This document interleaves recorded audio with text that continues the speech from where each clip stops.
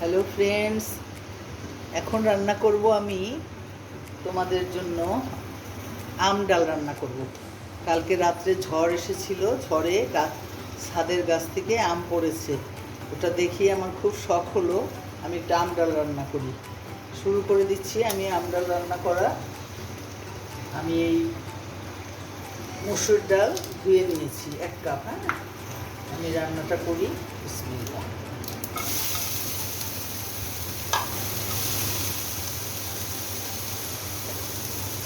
এই গ্রীষ্মের সময় কাঁচা আম গাছে, তখন যদি আম ডাল না খাও তাহলে তোমার জীবনটাই বৃথা মনে হবে। এখন দেবো আমি আদা রসুন পেস্ট 2 চামচ,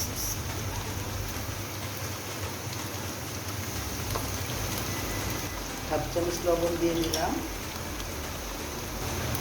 হাফ চামচ হলুদ, হাফ চামচ মরিচের গুঁড়ো, হাফ চামচ ধনিয়ার গুঁড়ো, হাফ চামচ জিরার গুঁড়ো।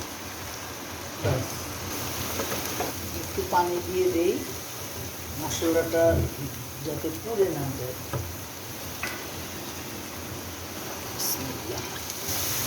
এবার দিয়ে দিব ডালটা।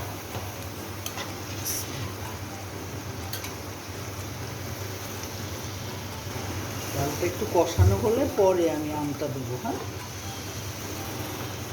যদিও আমার এই গাছের আমটা অনেক মিষ্টি, টক টক মনে হবে না, তাই আমি 2টো টমেটো কুচি করে রেখেছি, 2টো টমেটো দিয়ে দিব। একটু ডালটা কষানো হবে।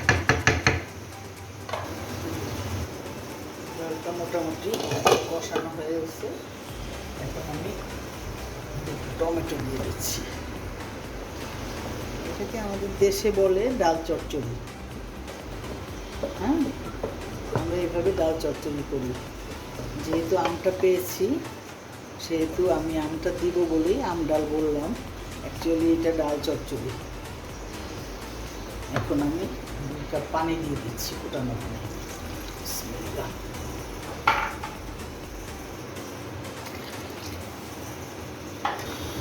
বন্ধুরা, এখন আমি আমটা দিয়ে দিচ্ছি।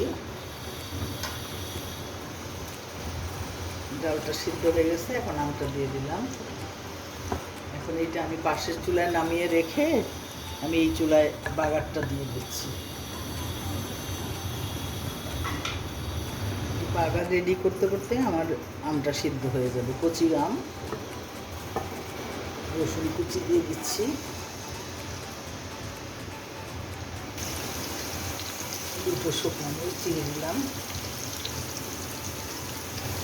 সাধারণ রান্না, কিন্তু অসাধারণ টেস্ট। তোমরা একবার করে খেয়ে দেখো, এই গরমের মধ্যে অনেক ভালো লাগবে। পেঁয়াজ দিয়ে দিই, পেঁয়াজ কুচি। এবার দিয়ে দিব আস্ত জিরা।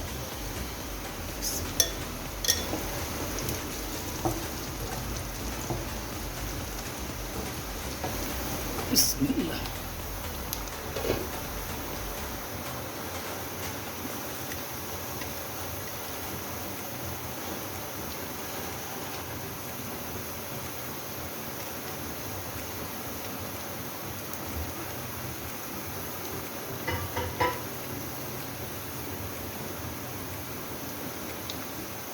যে অলমোস্ট হয়ে গেছে আমার ডালটা।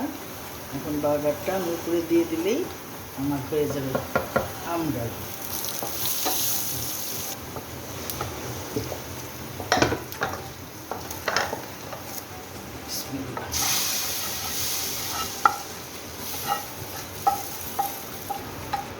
এই দেখো, দেখো এত মজার আম ডাল হয়েছে, চেটে কুটে খেতে মন যাবে।